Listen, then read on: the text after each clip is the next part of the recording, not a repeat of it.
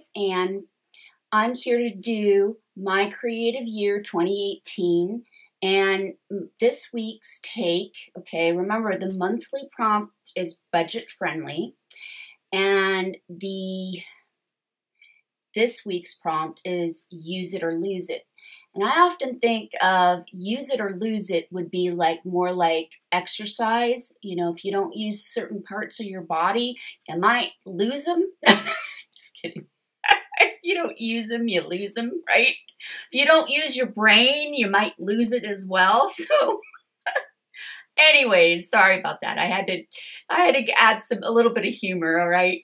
But for this month, for me, and my challenge to you is to go and dig out one or two of your art supplies that you've been meaning to use, but you haven't used them yet. You went out and you bought the stuff and you just didn't use it, all right? Or else, if you're not going to use it, get rid of it. Give it away to somebody else who might actually use it. So use it or lose it, right? So stay tuned as I show you what I chose, my take on this week's prompt, and it's budget friendly. So remember, you're not going out and buying something new, all right? Use what you have or else get rid of it, all right? And I'm telling you this because many of you that I know are in the middle of moves. I just moved to a new home, as many of you know, and it took me about a week to pretty much get everything put away, except for I sort of haphazardly put stuff away and then realized that that's not where I wanted them. And I haven't totally unboxed everything. If you see behind me, see those boxes underneath that table? Those are things I need to go through and use it or lose it, okay? So that's why I'm telling you that if you're getting ready for a move, to start using the things that you have been waiting to use, or if you're not going to use it, donate it to a charity, donate it to a school, some of your art supplies to a school. Many art teachers would be so grateful for that, because a lot of art teachers end up buying things out of their own pockets because of their budgets.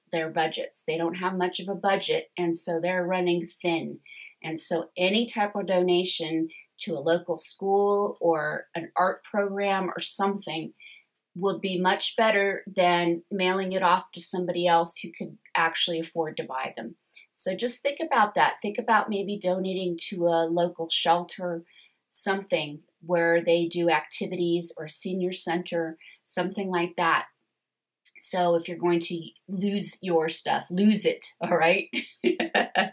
So without further ado, I'm going to get started. So enjoy, and thanks for watching. Hi everyone, I'm back. So in this situation here, I decided to take some Sculpey clay for my use it or lose it challenge, because I bought this clay, I don't know how long ago, and it's just been sitting in one of my storage drawers where I keep all my clay supplies, etc. And yeah, so I've decided that I'm going to make some embellishments out of this clay. So that is my suggestion to you, is to go and dig around and see what you can find to use for your art. All right. And I'm showing you my cutting board. It's a glass cutting board that I bought at the dollar store. And I'm using the smooth side because I'm going to be rolling it out. And I'm going to soften this up off camera, and I'll be back. All right, so I've kind of softened up the clay, and now I'm using a tiny little rolling pin that I just got. I don't even remember where I got it from. I think it was one of my kids when they were little, rolling pin to roll out the clay. And like I said, I'm using supplies that I haven't used in quite a while, and otherwise I'm going to donate them. So there you go.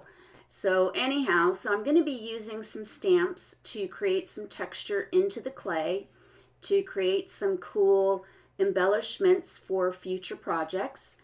And I'm also going to be using some of the fondant molds that I've bought, some of them at online, I think on Amazon, and others I've bought like on, there's a site called wish.com where you can order things, and most of the things come from China of all places, but they're cheaper in some instances. It just depends on what you order from them. And just word of warning is sometimes the shipping costs is more than the actual product, so be careful when you order from there.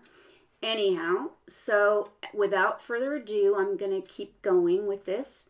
And I am also going to use my toaster oven. I bought this toaster oven quite a while ago and have only used it for a handful of projects. And I'm not going to show it on camera, but that is how I'm going to heat up. You know, you have to bake the Sculpey. And you can bake it in the oven, or you can bake it, you know, or you can use a toaster oven, which that's what I'm using. I have a dedicated toaster oven for clay and for like shrink-a-dinks and things like that. So, you know, if you have a toaster oven that, you know, I'm so tongue-tied today. Sorry, not enough coffee this morning. If you have a toaster oven that you're no longer using, then dedicate that solely for Sculpey and shrink-a-dinks. I don't recommend that you use your regular toaster oven if you use it on a daily basis for food. You don't want to mix your food and art things together. It's just not healthy, and some things can be toxic. So not a good idea, just as a word of warning. And so just go ahead, and I hope that you enjoy the rest of my process as I create these cool embellishments. And I'm going to speed through the process, and I hope you enjoy, and I hope that this inspires you to dig around your art spaces, your art room, and find something that you've been waiting to use or that you're kind of hoarding to yourself, and go ahead and create something using those supplies that you've been meaning to use for a long time. And also look around your art space and see what you could donate to a worthy cause. So thanks for watching, and I hope that you will come back and visit.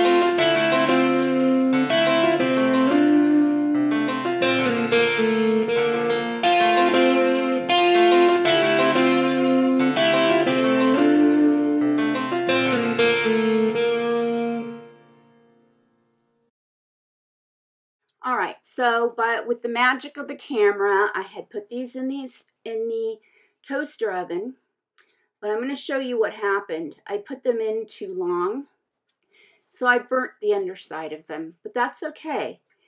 I kind of like the darker edges anyways. Kind of gives it a unique look.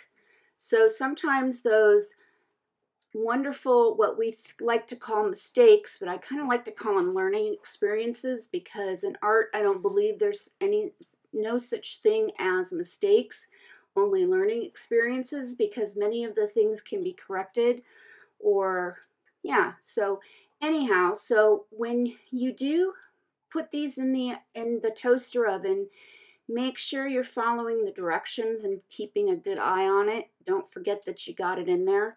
Like that one had just started to burn a little bit, and I got it out just in time. This one turned out perfectly, and that's how you want them.